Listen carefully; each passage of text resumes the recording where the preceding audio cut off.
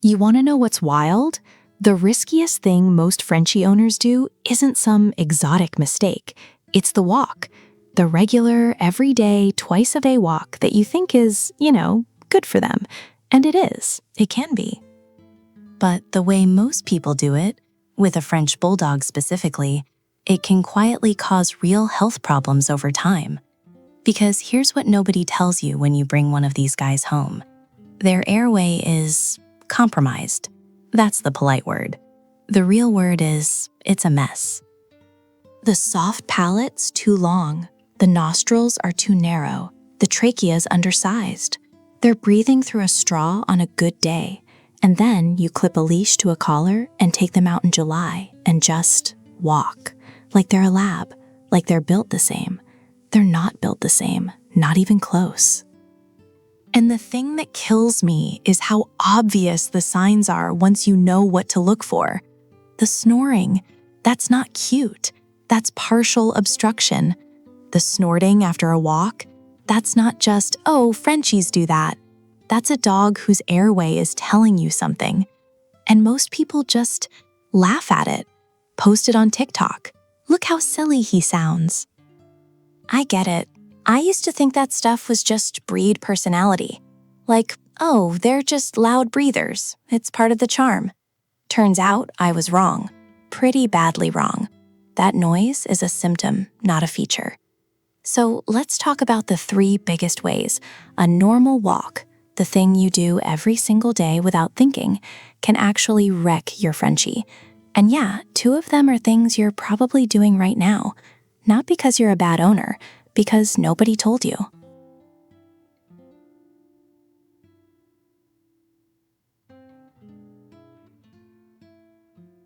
A flat collar on a Labrador? Fine. A flat collar on a German Shepherd? Whatever. A flat collar on a French Bulldog pulling even a little bit on a leash? You're compressing a trachea that's already too small, pushing against a soft palate that's already too long, and restricting airflow in a system that has almost zero margin for error. And they all pull. Every Frenchie pulls. They're stubborn little tanks. That's kind of their whole deal. So you've got a dog that's genetically programmed to lean into the leash strapped to a collar that's pressing directly on the most vulnerable part of their anatomy, every single walk. The damage isn't dramatic. That's the problem. It's not like the dog collapses and you rush to the vet. It's gradual. Repeated pressure on the trachea causes inflammation. Inflammation causes swelling. Swelling narrows the airway even further. And in a breed where the airway's already narrowed by like 30 to 50% compared to a normal skulled dog, you're stacking problems on top of problems. I think most people genuinely don't realize this. They see the collar, they think, that's what dogs wear. And yeah, most dogs, sure. But a French Bulldog isn't most dogs. Their neck-to-head ratio is weird. The collar rides up. It sits right on the throat. And when they lunge at a squirrel or just lean hard toward a fire hydrant, all that force goes straight into the airway. Switch to a harness, a Y-shaped harness specifically, one that distributes pressure across the chest, not the throat. It's like a $20 fix for a problem that could cost you thousands in vet bills down the line, or worse.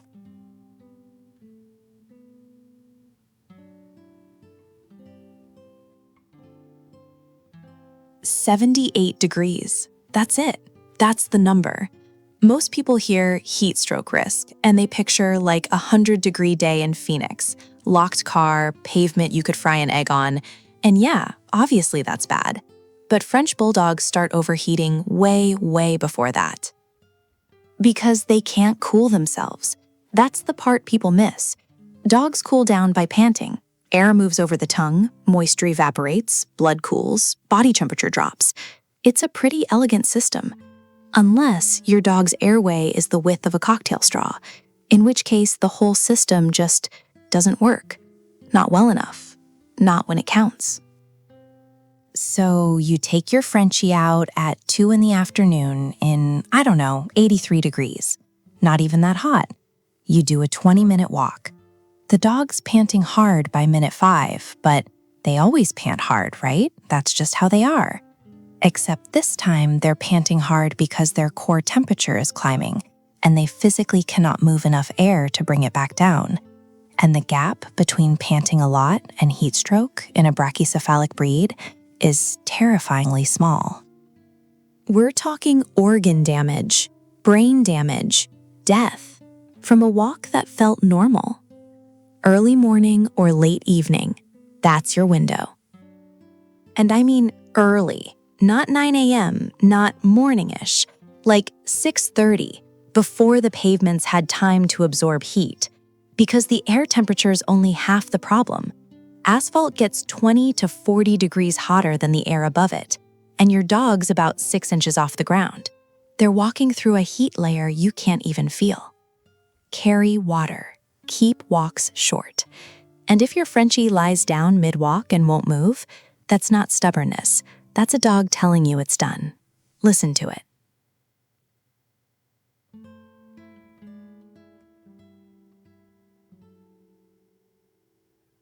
Tennis balls. I know, they're like the universal dog toy, right? Every park, every pet store, every stock photo of a happy dog. And for most breeds, sure, fine, whatever. But Frenchies have this weird combination of a ridiculously strong jaw and a throat that's, it's basically a cocktail straw. A regular tennis ball, the full-size one, fits in their mouth just well enough that they can compress it. And if the thing pops or chunks off, that piece goes straight to the back of the throat. And with a brachycephalic airway, there's almost no room for error. Like none. A lab might cough it up, a Frenchie can't. And it's not even the choking that gets most people. It's the fuzz. That yellow-green felt, it acts like sandpaper on their teeth over time, wears the enamel down. But more immediately, Frenchies are already prone to breathing issues, and inhaling tiny fibers off a soggy tennis ball is it's adding insult to injury. Literally, the squeaker toys are a whole other problem. Frenchies are destroyers. They don't play with toys, they dismantle them, and they're weirdly efficient at it. That little plastic squeaker inside takes about 4 minutes for a determined Frenchie to extract it, and then they swallow it. Because of course they do. That's a surgery. That's a $2,000 open the abdomen, hope you caught it in time surgery. So what actually works? Kongs. Solid rubber stuff they can chew but can't shred. Anything that doesn't have small parts, doesn't compress enough to lodge in their throat, and can survive the kind of chewing that looks like a personal vendetta. I think people underestimate how much bite pressure these little dogs actually have. They're 25 pounds? And they chew like they're twice that. Skip the cute plush toys, skip the tennis balls. It's not worth the vet bill, or worse.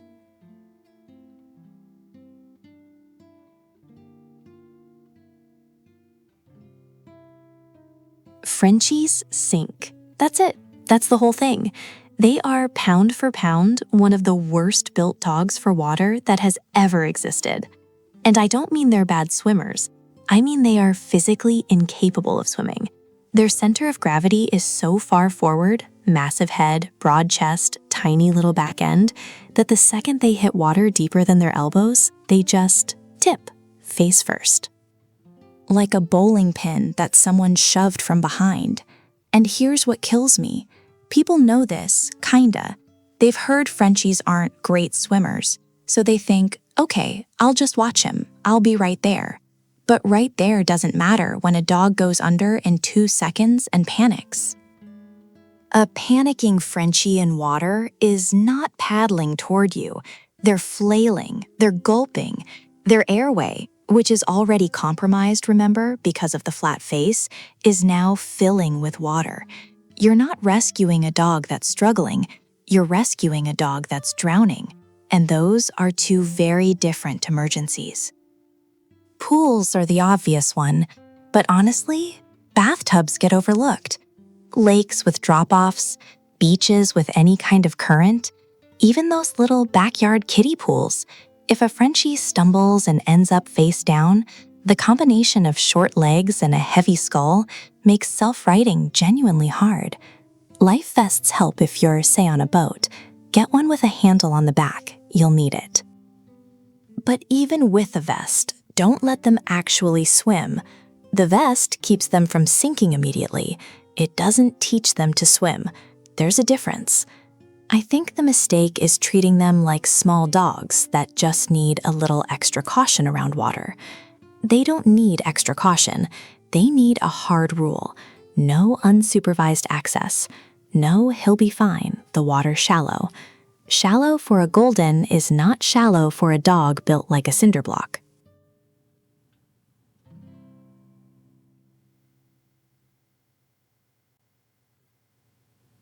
"72 degrees outside. You crack the windows, you figure, 10 minutes, I'm running into the store, he'll be fine.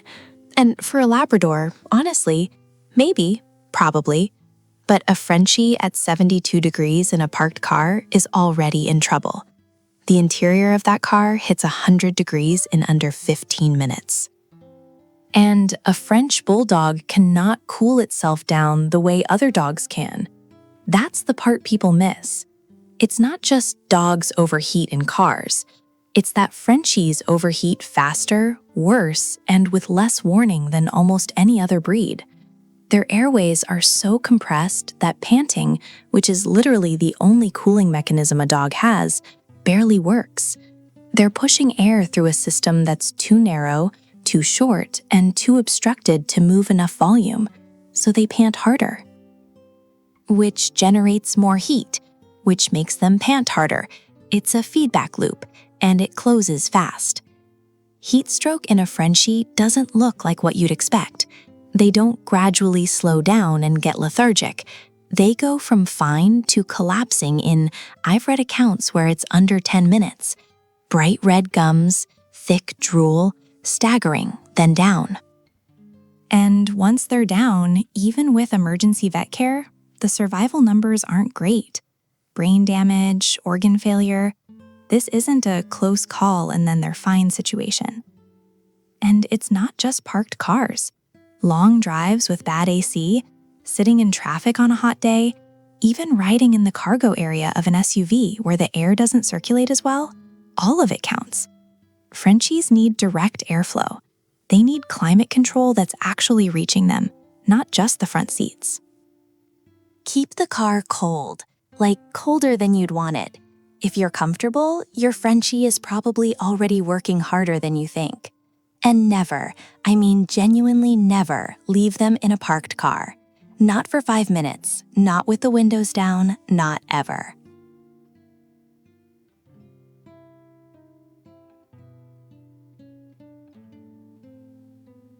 You grab a Frenchie under the front legs, lift straight up, and their whole lower body just dangles. I see people do this constantly. And look, I get it. They're compact. They're like 25 pounds. It feels like picking up a toddler, but you're basically turning their spine into a hammock. French Bulldogs already have compressed vertebrae. That's the breed. Their spines are shorter than they should be. The discs between the vertebrae are thinner, and a lot of them are walking around with early-stage intervertebral disc disease, and nobody even knows it yet. So when you scoop one up by the armpits and let the back half swing free, you're loading all that body weight. And Frenchies are dense, like weirdly dense for their size, onto a spine that was not built for it. The right way is boring, but it matters. One hand goes under the chest, between the front legs. Other hand supports the butt or the back legs. You're distributing the weight across the whole body. Think of it like carrying a tray, kind of. You want everything level. And here's where people mess up even when they know better. They'll support the dog on the way up, but then just sort of dump them back down, which honestly might be worse. A Frenchie jumping off a couch or getting dropped from waist height is slamming those front legs into the ground with no shock absorption. Their legs are short and straight. There's not a lot of bend to work with. That impact goes straight up into the shoulders and spine.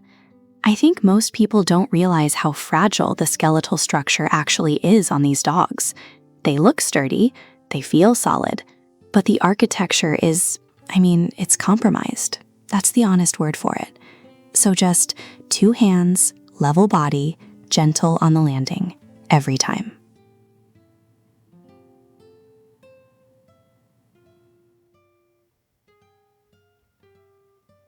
A golden retriever, you yell at it, it gets sad for about 45 seconds and then brings you a shoe. A Frenchie? A Frenchie takes it personally, like on a spiritual level. I'm not being cute about this. French Bulldogs are, and the behavioral research backs this up, unusually sensitive to negative vocal tone. Not the words, the tone. They can't parse bad dog from mad fog, but they absolutely register the pitch, the volume, the tension in your voice. And unlike a lot of breeds that kind of shake it off, Frenchies internalize it. They shut down. What that looks like in practice is a dog that stops engaging, stops trying. You yell because they peed on the rug, and now they won't come when you call them. Not because they're stubborn, but because they've associated your voice with something that felt threatening.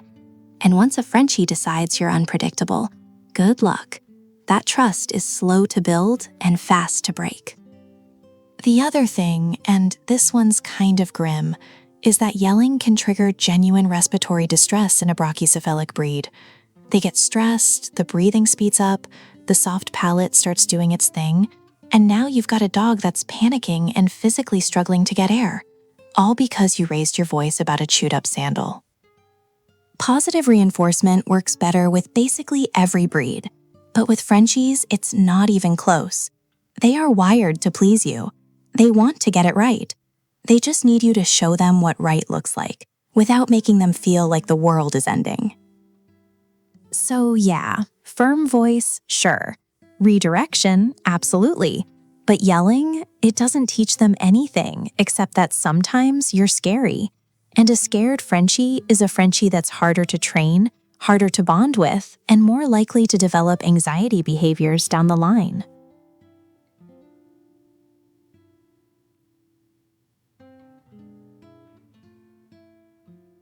Between every skin fold on a Frenchie's face, there's a warm, dark, slightly moist pocket where bacteria are basically throwing a house party. Nobody talks about this enough. People see the wrinkles and go, oh my God, so cute. And yeah, they are. But those folds are a maintenance item, like a real one, not optional. What happens if you skip it is not pretty. Moisture gets trapped. Bacteria multiply. Yeast joins the party because yeast always joins the party. And now you've got skin fold dermatitis, which starts as redness and irritation and can escalate to open sores, infection, and genuinely painful lesions, sometimes in a matter of days, not weeks, days. The nose rope, that big fold right above the nose, is the worst offender. It's deep, it stays damp, and food particles get in there. I know that sounds gross. It is gross. But if you own a Frenchie and you're not cleaning that fold at least a few times a week, you're basically guaranteeing a vet visit at some point. The cleaning itself isn't complicated. Damp cloth or a pet-safe wipe. Get in between the folds, dry them after. That's it. Takes maybe 2 minutes.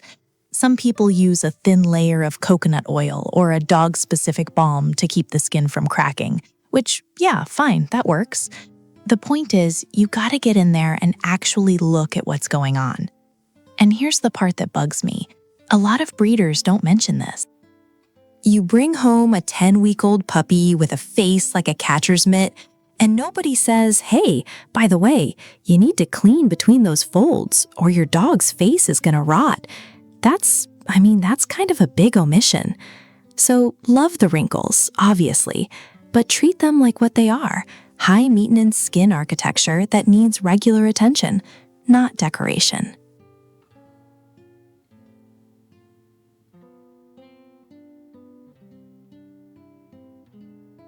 Okay, so airlines have literally banned certain brachycephalic breeds from cargo holds, and French Bulldogs are right at the top of that list. There's a reason for that.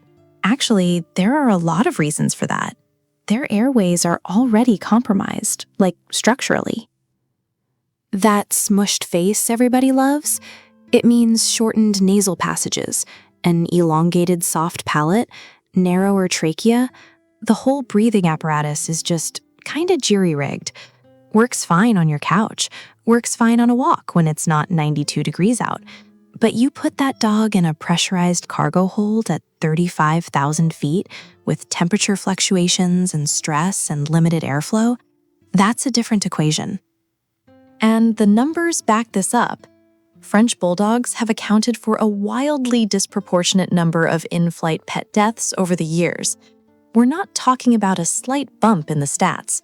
We're talking about them being the #1 breed for airline fatalities. #1. Out of every breed you could put on a plane.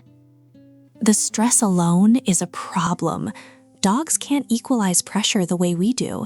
They can't pop their ears. They're sitting in a dark, loud, vibrating metal box with no idea what's happening.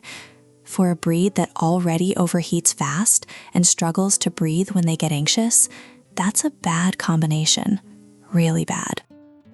And look, I get it. You're moving cross-country or you want to bring your dog on vacation.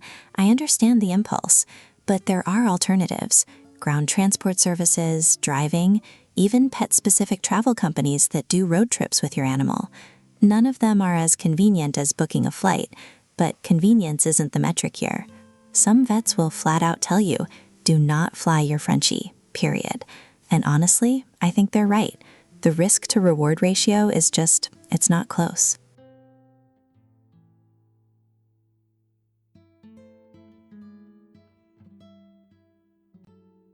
People wash their French Bulldogs way too often. Like way too often. Once a week, sometimes more, because the dog got muddy or smells a little funky, or just because it's Saturday and that's bath day. And every time they do it, they're stripping the coat of the natural oils that actually keep the skin healthy. Frenchies are already prone to skin issues. Allergies, dermatitis, hot spots, bacterial infections. Their skin is basically a minefield. And overbathing makes every single one of those things worse. You're drying out the skin, which triggers more oil production, which makes the dog smell worse, which makes you bathe them again. It's a loop. A dumb, well-meaning loop. Once a month is plenty for most Frenchies. Maybe every 3 weeks if they're genuinely dirty. But that weekly scrub down in the tub with some lavender-scented shampoo from the pet store, that's doing damage. And speaking of shampoo, the product matters more than people think. A lot of the stuff marketed for dogs is basically dish soap with a paw print on the label. You want something pH balanced for canine skin, which is different from human skin, more alkaline. Using human shampoo, baby shampoo, whatever your cousin recommended, it's all wrong for the chemistry. The other piece nobody talks about, the folds. Those adorable wrinkles on their face, those need cleaning, yeah, but not with a full bath. A damp cloth, maybe a gentle wipe designed for skin folds, and you're done. You don't need to submerge the whole dog to clean between the creases. I think most people overbathe because they're anxious about the smell. And Frenchies can smell. I'm not going to pretend they don't. But the fix isn't more water. It's better diet, better fold maintenance, and honestly, just letting the skin do its job.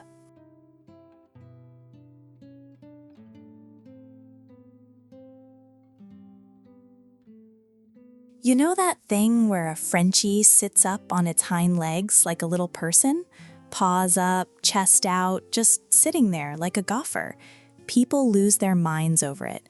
They film it, post it, the comments go nuts. Oh my God, he thinks he's people. And I get it, it's adorable.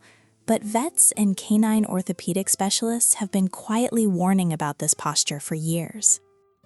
Yeah, that's not cute.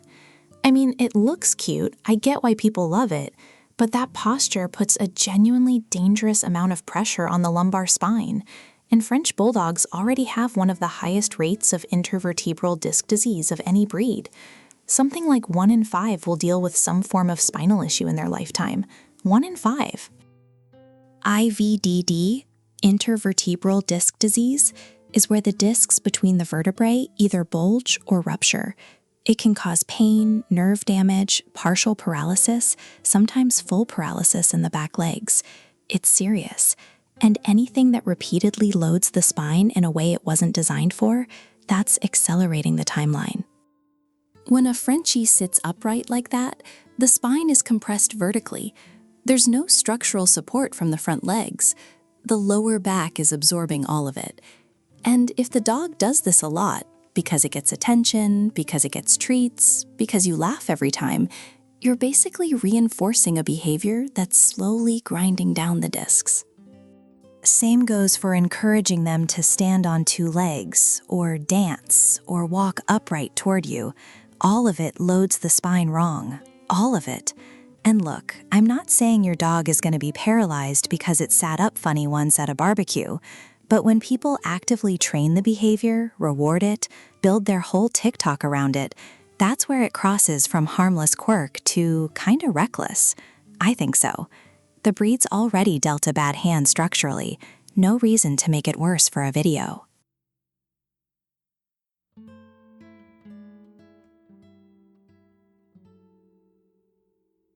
Grass fertilizer.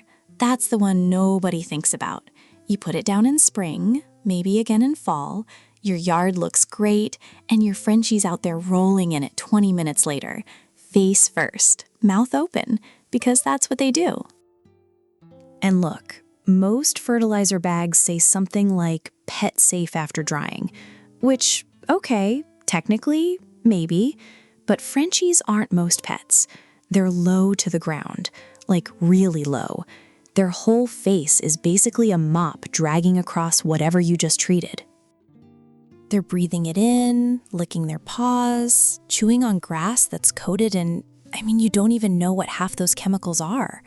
Nitrogen compounds, herbicides, sometimes snail bait mixed in, and snail bait will kill a dog fast. But it's not just the chemical stuff. Cocoa mulch, people love it. Smells like chocolate, looks nice around the flower beds. It's literally made from cocoa shells. Theobromine. Same compound that makes chocolate toxic to dogs. And Frenchies, being Frenchies, will eat it. They'll eat anything that smells interesting, and cocoa mulch smells very interesting. Then there's the plants. Sago palms, azaleas, oleander, lily of the valley. These are common landscaping plants. Like your neighbor probably has at least one. And a single sago palm seed, one seed, can cause liver failure in a dog this size. I think most people kind of assume if a plant is sold at Home Depot, it's fine. It's not. The yard feels safe because it's yours. That's the trap. You control what's inside the house, you baby-proof the cabinets, you keep the chocolate up high.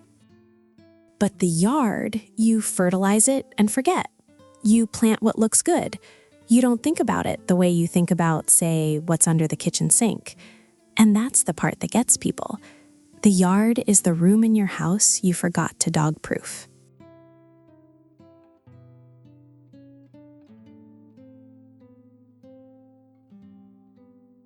Grapes.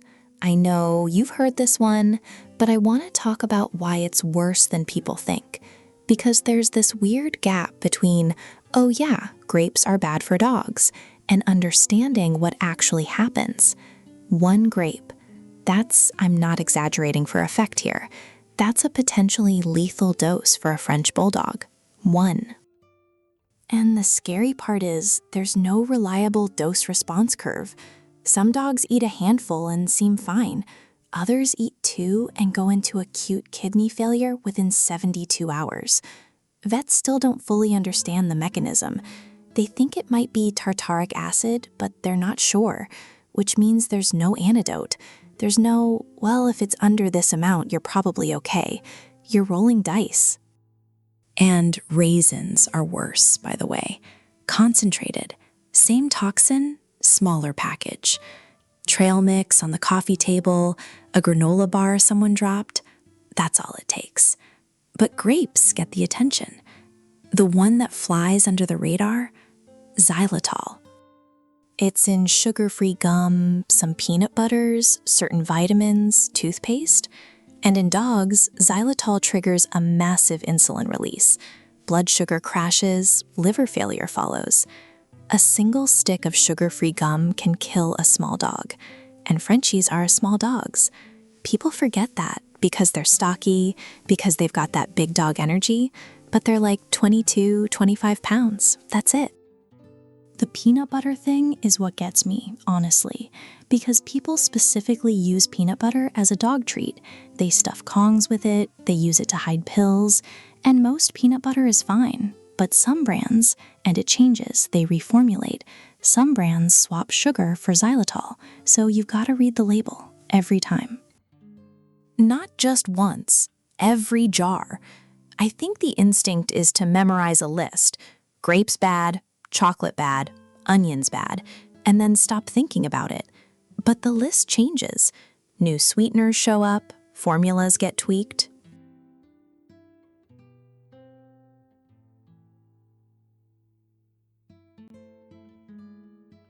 Every Frenchie snores. Every single one. And people think it's cute. It is, kinda. But here's where it gets complicated. Because some of that snoring is just a Frenchie being a Frenchie, and some of it is a dog slowly suffocating in its sleep. Brachycephalic obstructive airway syndrome. BOAS. Big term. What it means is their airway is too small for their body. The soft palate is too long, the nostrils are too narrow, the trachea might be undersized. And because every Frenchie has some version of this, it's baked into the breed, people normalize it.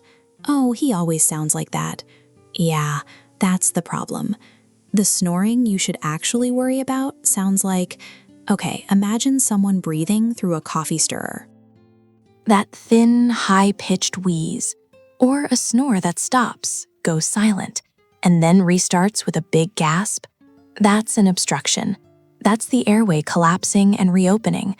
And over time, that repeated collapse causes inflammation, which makes the airway narrower, which makes the obstruction worse.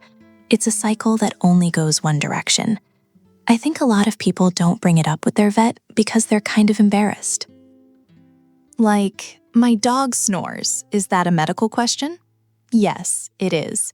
And a good vet, one who actually knows brachycephalic breeds, will scope the airway, grade the severity, and tell you whether surgery makes sense. Soft palate resection, nostril widening, these are real procedures that genuinely change a dog's quality of life. The thing nobody tells you is that BOAS gets worse with age. A 2-year-old Frenchie who snores a little becomes a 6-year-old Frenchie who can't walk around the block in July without overheating. Because the airway problem isn't just about breathing, it's about temperature regulation. Dogs cool themselves by panting. If the airway's compromised, panting doesn't work right. Heat builds up. And that's where you get the emergency vet visits in summer that honestly don't always end well.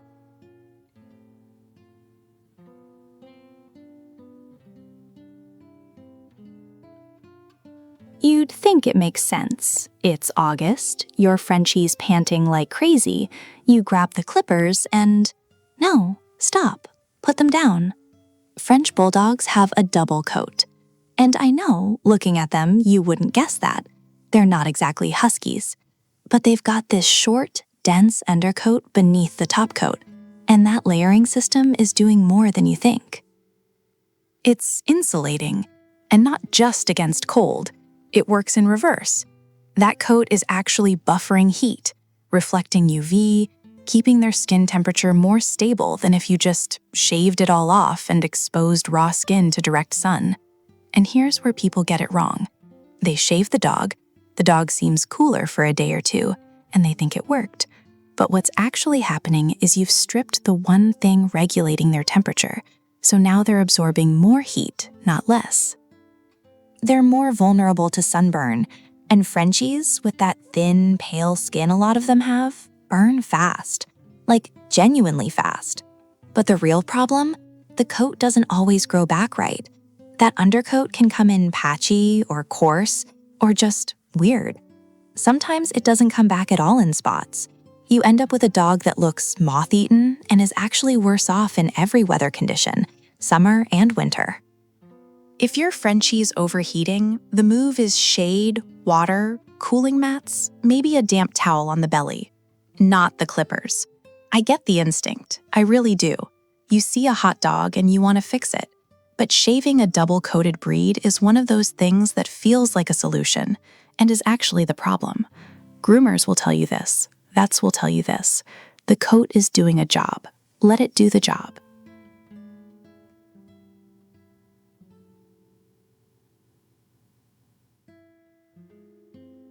Tile floors, hardwood, polished concrete, whatever that smooth, shiny surface is in your apartment, your Frenchie hates it.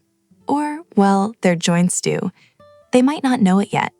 French Bulldogs are already working with a rough hand, structurally. Short legs, compact frame, a center of gravity that's, let's call it, non-traditional. They're not built for graceful movement on the best surface. Now put them on something slippery and watch what happens. Their legs splay, they scramble, they compensate with weird postures, hips rotating out, shoulders tensing up, back legs doing this awkward little paddle thing just to stay upright. And it's not cute. I mean, it looks cute, I know, but what's happening mechanically is bad. Every time they slip, every time they brace against a surface that gives them zero traction, they're stressing their joints in ways those joints were never meant to handle. Knees, hips, spine. Over months, over years, you're looking at early arthritis, luxating patellas, disc problems. Stuff that might have shown up at 10 is showing up at 5. The fix is dumb simple. Rugs, runners, those little peel and stick carpet tiles. Yoga mats even. I've seen people use yoga mats in hallways, and honestly, it works. You don't have to carpet your whole house, just the paths your dog actually takes. The route from the bed to the water bowl, the stretch by the front door where they lose their mind when someone knocks. And if your dog's already doing the slip and scramble thing regularly, maybe get their nails trimmed shorter and check the paw pads. Sometimes it's not just the floor. Overgrown nails reduce traction too, and dry pads are basically bald tires. But the floor's the big one. It's the thing nobody thinks about because it's just the floor. You picked it for aesthetics, not biomechanics. Your dog's paying for that choice in cartilage.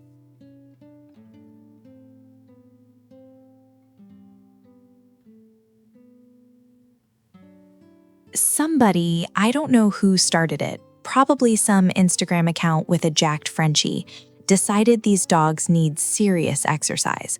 Long runs, hikes, fetch until they drop, and people bought it because it sounds responsible, right?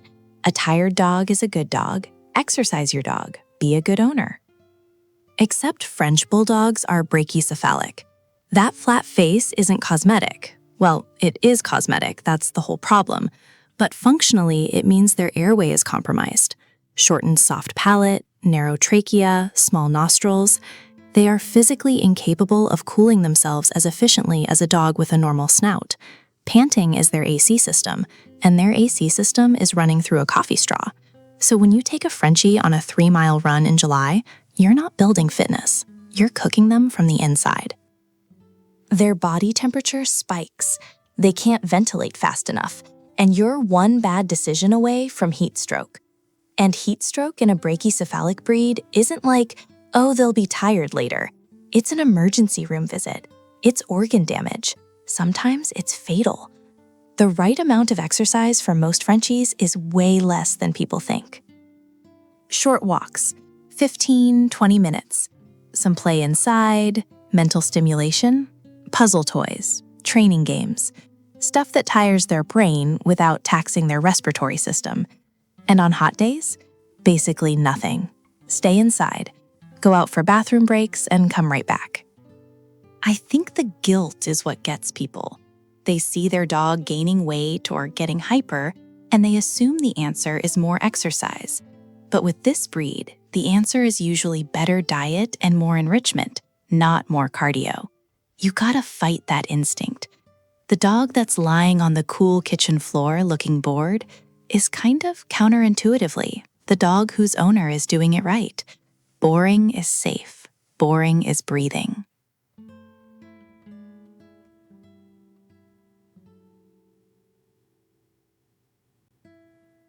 Frenchies will literally follow you from room to room.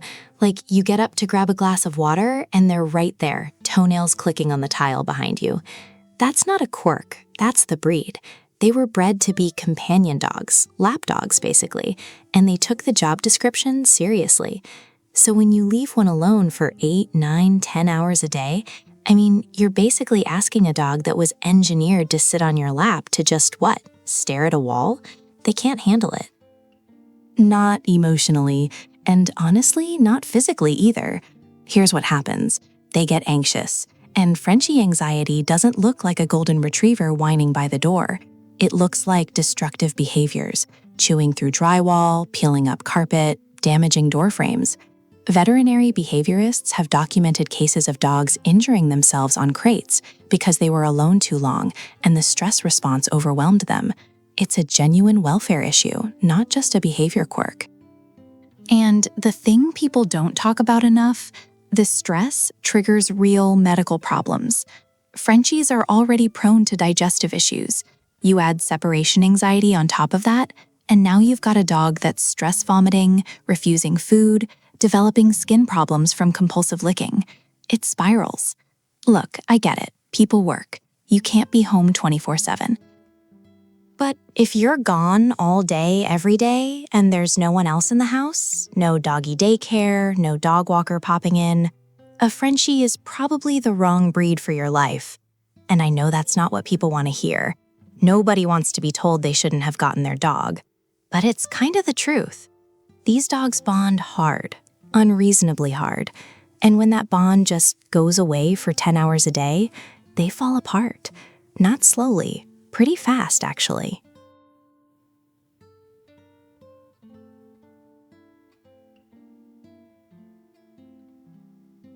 A Frenchie's stomach is... Okay, how do I put this? It's like a fussy engine that only runs right on premium fuel at very specific intervals. And most people are just dumping regular in there whenever they remember. One big meal a day? That's a problem. 2 massive portions morning and night? Also a problem. Free feeding? Just leaving a bowl out and letting them graze? Probably the worst option of the 3, honestly. Frenchies are not self-regulators. They will eat until they're physically uncomfortable, and then they'll eat a little more, and then they'll throw it all up on your couch. That's not a joke. That's a Tuesday. The breed is already predisposed to gastrointestinal sensitivity. Bloating, gas, and I mean the kind of gas that clears a room, acid reflux, regurgitation, their whole digestive tract is kinda temperamental. So when you throw off the rhythm with inconsistent feeding times or portions that are way too big, you're basically guaranteeing problems. What actually works is smaller meals more frequently. 3 times a day for adults, 4 for puppies, roughly the same time each day. And I know that sounds annoying and high maintenance, but it kind of is. That's the deal with this breed. They need structure around food. The other thing nobody mentions, eating too fast. Frenchies inhale their food. They don't chew, they just vacuum. And because of that flat face, they're swallowing a ton of air while they do it. That's where the bloating comes from. That's where the vomiting comes from. A slow feeder bowl costs maybe $12 and fixes about 60% of the problem overnight. But the schedule matters more than the bowl. You skip a meal, they gorge on the next one. You feed late, their stomach's already producing acid with nothing to work on. It's a system. Treat it like one.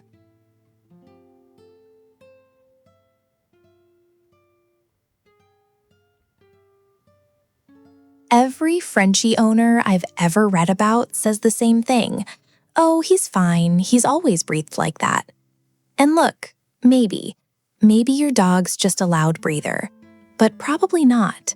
Probably that snoring while awake thing, that wheezing after a short walk, That weird gulpy sound they make when they're excited. Probably that's a dog whose airway is partially obstructed, and you've just gotten used to it. That's the danger with this breed. The symptoms of serious problems look like normal Frenchie stuff. They snore, they overheat, they get tired fast, their eyes water, their skin folds get red and irritated. And because every Frenchie does some version of this, people assume it's fine. It's breed typical. It's just how they are. But breed typical and healthy aren't the same thing at all. A vet, specifically one who knows brachycephalic breeds, can tell you in about 10 minutes whether your dog's breathing is within a manageable range or whether they're slowly suffocating. I'm not being dramatic. Brachycephalic obstructive airway syndrome is real.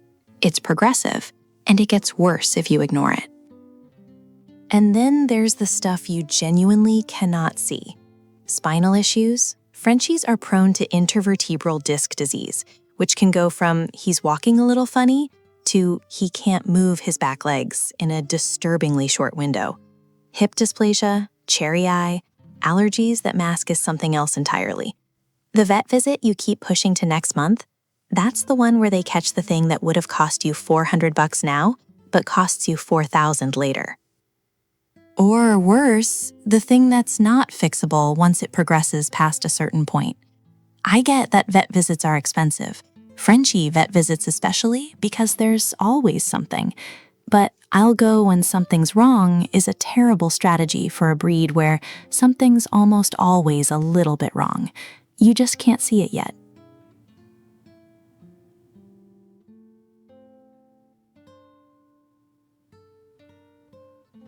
You ever watch your Frenchie sleep and think it's cute? Yeah, most of the time it is. But there's one position that should actually make you pay attention.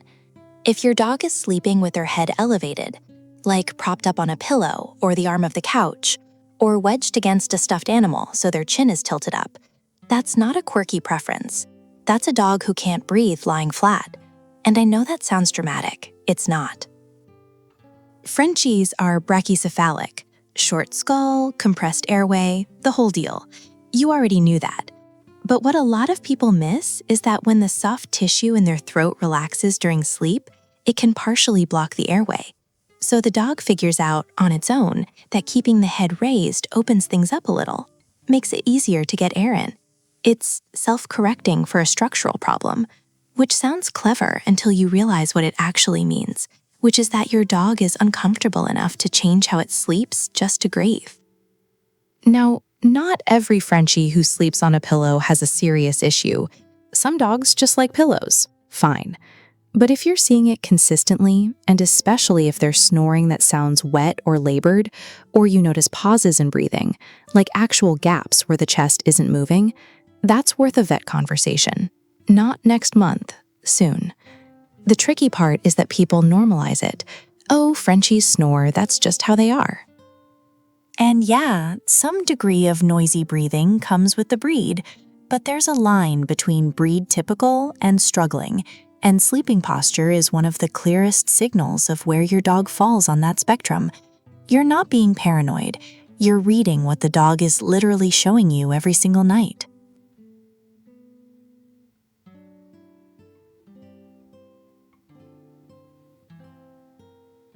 I used to think people were being overprotective about this.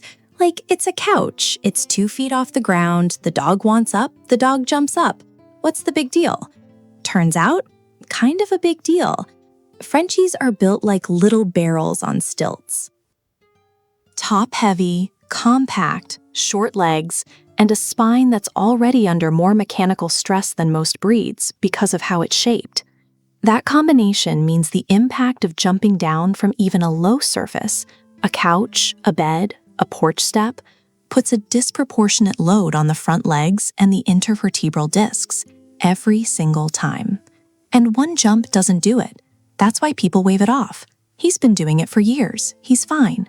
Right, until he's not. Because it's cumulative, repetitive stress on those discs over months and years, and then one day the dog lands a little weird, yelps, and suddenly you're at the emergency vet talking about IVDD, intervertebral disc disease, which is expensive, painful, and in some cases, some dogs don't walk normally again. The fix is almost embarrassingly simple. Ramps, steps, little foam stairs that cost like $30. Or just, and I know this is annoying, picking them up every time. Making it a habit so the dog doesn't even think about launching itself off the side of the bed at 6 in the morning. It feels excessive, I get it. But you're basically choosing between a minor inconvenience now and a potentially devastating spinal injury later, and the math on that is pretty straightforward. The dogs don't know they're fragile, that's the thing. They think they're invincible. They'll yeet themselves off furniture with zero hesitation. It's your job to be the one who knows better.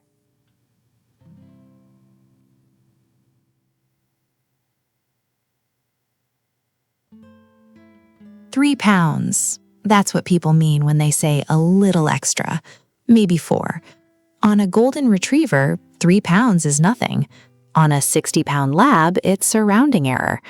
On a French Bulldog who's supposed to weigh 25, that's 12% of their body weight.